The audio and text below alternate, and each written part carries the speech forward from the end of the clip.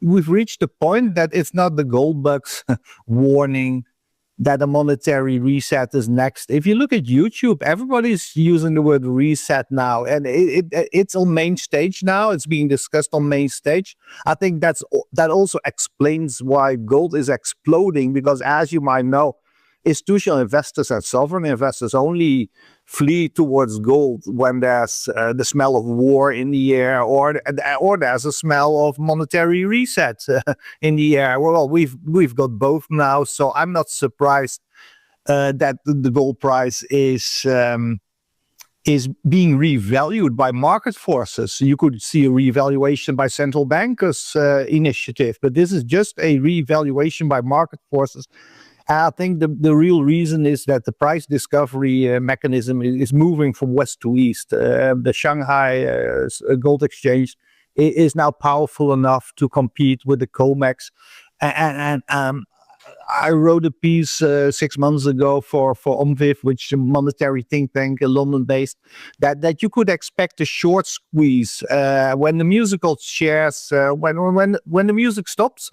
Everybody wants to sit on the last chair, and there's a run on physical. But it's my understanding, it's our understanding, we're just at the start of this whole process. It's not the end, it's just the start. Yeah, it's interesting you speak of gold revaluation. It's the head of the Dutch National Bank that's been screaming the loudest about revaluing gold, your hometown. And it's interesting when you realize that gold is held on every central bank balance sheet in the West, including the Dutch, in what's called the gold revaluation account. It certainly lets one ponder, is this something that they have maybe on the horizon? You have members of the Bundesbank doing it. You have Senator Lummis here in Wyoming talking about it. And you've even heard people like Judy Shelton mention the possibility and potential of gold being revalued. And perhaps the market's doing it slowly right now, but maybe we get central banks who come in at some point as a way to combat this wave of coming down upon us. Look what the Polish central bank is doing. Over 20% of their national reserve is gold now, and they started buying just a few years ago. We see many countries east of Germany very interested in adding to their gold reserve. So once a movement like this starts, once a trend like this starts, it's very hard to stop it.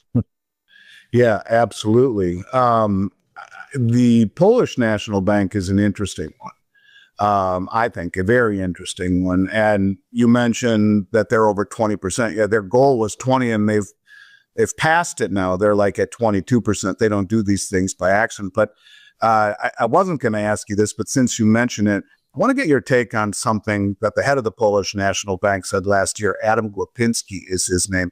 And they asked him, why are you buying so much gold, Adam? And he says, why does the central bank own gold? Because gold will retain its value even when someone cuts off the power to the global financial system, destroying traditional assets based on electronic accounting records. Of course, we do not assume that this will happen, but as the saying goes, forewarned is forearmed, and the central bank is required to be prepared for even the most unfavorable conditions. This is why we see a special place for gold in our foreign exchange management process. After all, gold is free from credit risk. It cannot be devalued by any country's economic policy. Besides, it's extremely durable and virtually indestructible. I think it's interesting to hear a head of a central bank say those kinds of things.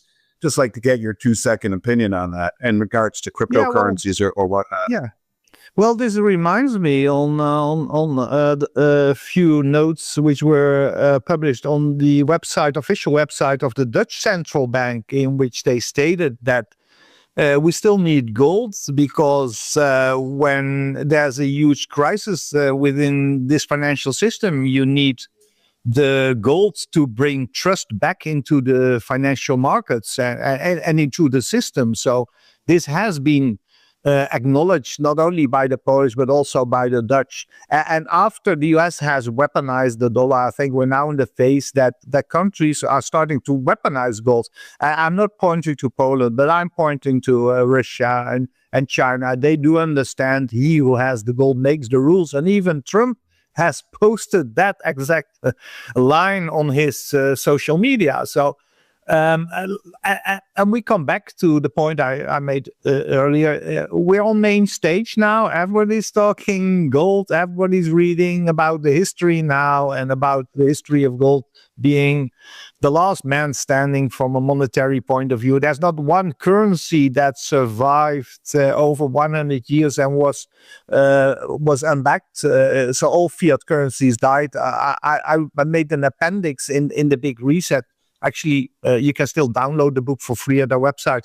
And in the back, you can find an appendix with all currencies which aren't around anymore and have been around for the last 250 years or have been in existence in the last 250 years. And there's not one which survived a longer period and back over 100 years. And I think the Dutch guilder had been around for 180 years, but most of the time it was gold backed, of course. Yeah, I think you and I studied at the same school of hard knocks. Dr. Franz Pick, one of the first books I ever read, all currencies are inherently meant to die. And that's to your point. Very interesting, the things that you say. I agree with all of it.